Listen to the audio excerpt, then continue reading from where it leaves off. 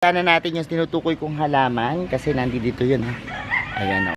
Ako'y tuwan-tuwa dito sa halaman na to nung makita ko. Sa mga tinuturing na maswerteng halaman sa 2025 ano. Kaya naman kilala din sa tawag na cordyline fructuosa ang mga tea plant. Pero ang variety po na to, ito yung tinatawag na... Hello everyone, this is Hermes Sunao of Mini Dino Park and Eco Garden and welcome back sa ating YouTube channel. And for today's video, recently tinakil natin yung isa sa maswerteng halaman ngayong 2025, yung tea plant cordyline ano. Yun yung halaman na pinakita natin dahil dun sa 5 kulay na maswerte sa taong 2025 ano, yung green, yellow, red, black and brown no.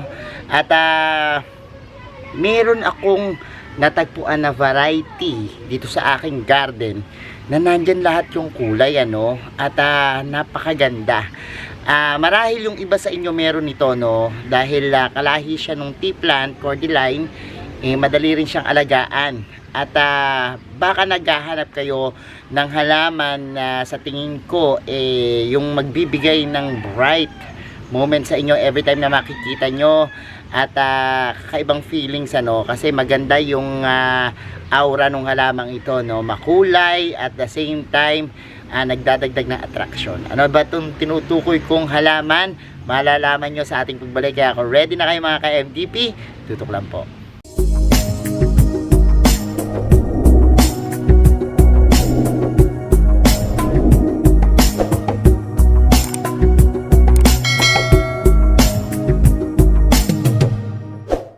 And we're back. Punta na natin yung tinutukoy kong halaman kasi nandito yun ha. Ayan o. Nakita nyo ba yun? Isang uri yun ng tea plant na mayroong yan, iba't ibang kulay sa kanyang mga dakon ano. Pakita ko sa inyo ng malapit. Ito po ay tinatawag na Willis Gold no, na tea plant. Baka hindi nyo alam yung pangalan niya. Eto. Tingnan natin ang malapitan para pakilala ko sa inyo. So eto na, tingnan natin ang malapitan. Ako'y tuwan-tuwa dito sa halaman na to nung makita ko.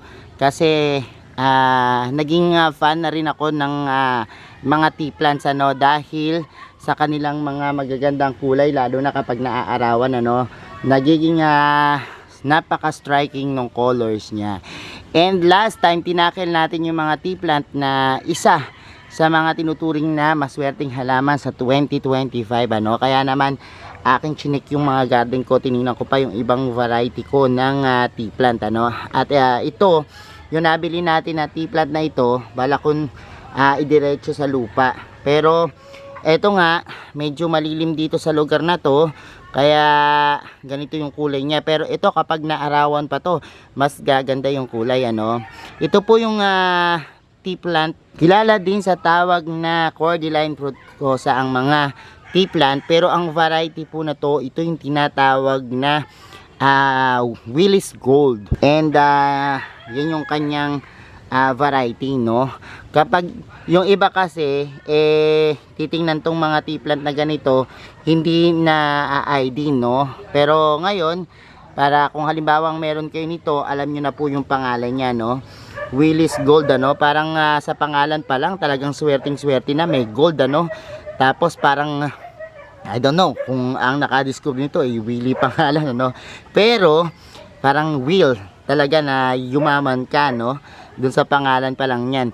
Obserbahan natin ang malapitan no. Kunin natin itong isang piraso, tapos tingnan natin yung itsura niya. So eto, tingnan natin ang mas malapitan itong halaman na to no. Kinuha natin. And katulad din siya ng tea plant na meron siyang ganyang stem ano, yung parang makahoy. Tapos yung dahon niya medyo malapad lang ito kaysa dun sa ordinaryong tea plant natin, kasi yung ito katulad nitong isang ganito dahon parang pahaba. Pero pag nakita nyo naman yung ating tea plant na ito, medyo malapad ano. Tapos kumukurba yung pinakadulo niya, nagiging sanhi, parang magmukha siyang parang paddle o bilog ano na itsura no, rounded. Pero once na bagong tubo kasi ganyan po ano. And isa sa napansin ko dito yung kulay ano. Sinasabi natin na yung swerteng kulay, 5 kulay, pula, meron siya no. Tapos meron din siyang green, may yellow at may red, no? Itong Willis Gold na variety, siya lang yung tanging tea plant na nakita ko na nasa kanya lahat ng kulay. Although lahat ng mga binanggit natin kanina, yung black, brown, red, yellow, green, sa iba't ibang variety matatagpuan natin yung itong ating mga kulay na to, no? Pero magkakabukod. Samantalang dito sa Willis Gold, magkakasama siya, no? And paano nga ba alagaan ng mga tea plant, ano? Dahil nga sa angkin nitong simbolismo, magandang pagpasok nung biyaya yung ating makakamtan kapag nilagay natin to dun sa mga entrance way ng ating bahay at garden, ano?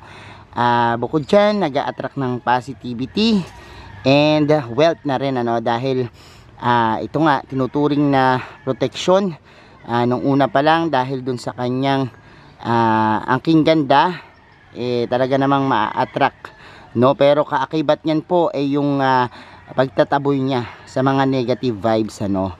Itong mga tea plant, mataas din ang cultural history nitong ating mga tea plant dahil nung araw pa man ginagamit na po ito sa mga iba't ibang bansa dahil sinasabi na nagre-represent ito ng kanilang mga gods, ano?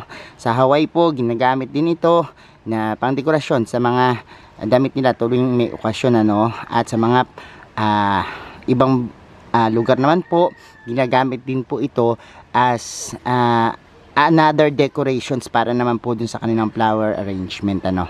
Kaya maganda po ang mga benepisyo ng halamang ito. Paano nga ba alagaan ang mga Willis Gold, no, na tea plant?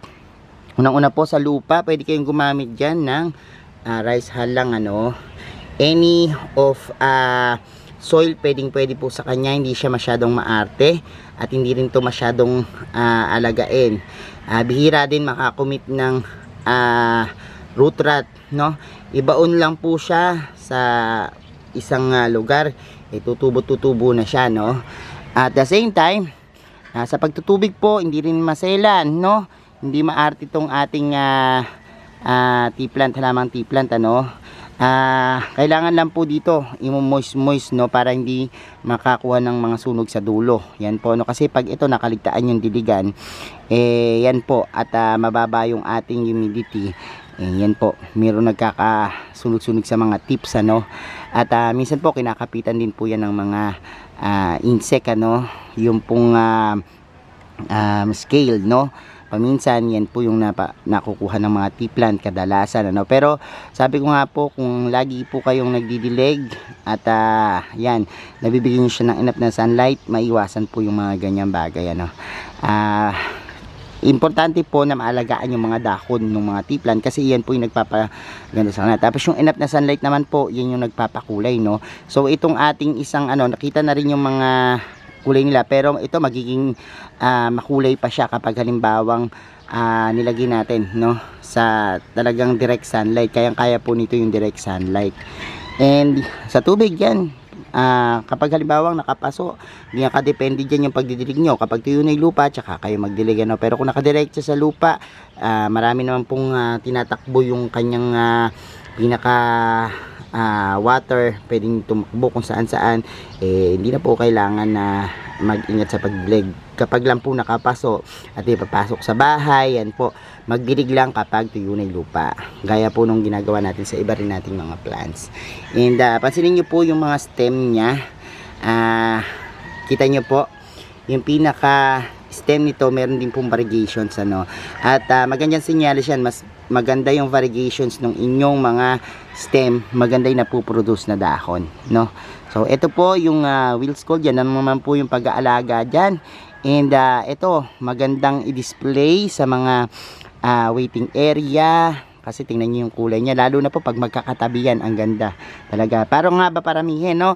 pwede po kayo, cuttings lang ano, pag kinat nyo yan, magsusuwi po yan, another na naman na tea plant, ganun lang din po, no? Pwede rin po itong water plants, pwedeng ilagay po sa flower vase or sa kahit anong vase, tapos lagyan ng tubig, palitan lang po regularly or once a week yung inyong tubig para po hindi maglumot, ano? At ito po, one way ng propagations niya yun, ano? Pwedeng direkta sa lupa, pwedeng i-water propagate, tapos maging water plants, and pag nagkaugat na, tsaka nyo po idirekta sa lupa, ano. So yan yung pagpapadami nitong mga Willis Gold, ano. Maganda po kapag dumami itong inyo. Ngayon napakamura na lang nito. Before kasi ito ini-import pa, no, sa ibang bansa, pero ngayon ang dami nang nakapagparami kaya mababa na yung presyuhan nito sa market, ano. So yan po yung Willis Gold na tea plant. Pag wala pa kayo niyan, maganda po na meron kayo nito, no. Yan. So ayan mga ka-MVP, napanood nyo na yung ating vlog at nalaman nyo na, no, kung ano tong Willis Gold na tea plant. Meron na ba kayo niyan? Kung wala pa, no, maganda meron kayo nito talaga at yan, maraming benepisyo din po itong halaman na to, no. Salamat sa mga nanood ngayong araw na to, sa lahat po na nagla-like, nag-share at nagko-comment sa ating mga videos. Sa mga hindi pa po nag-subscribe sa ating YouTube channel, kung bet na bet nyo po gantong usapan, plants and gardening, mag-subscribe na po kayo, no. Huwag nyo po kalimutang i-hit yung notification bell para laging updated sa aming latest uploads, pati po sa iba't iba nating social media accounts, sa ating TikTok, Instagram, Facebook pages. Search lang po Hermy Sunaho or Mini Dino Park and Eco Garden, makikita nyo na yan. Salamat ang maraming mga ka-MVP, and this is Hermy Sunaho nagsasabi sa inyo ng happy planting. Bye!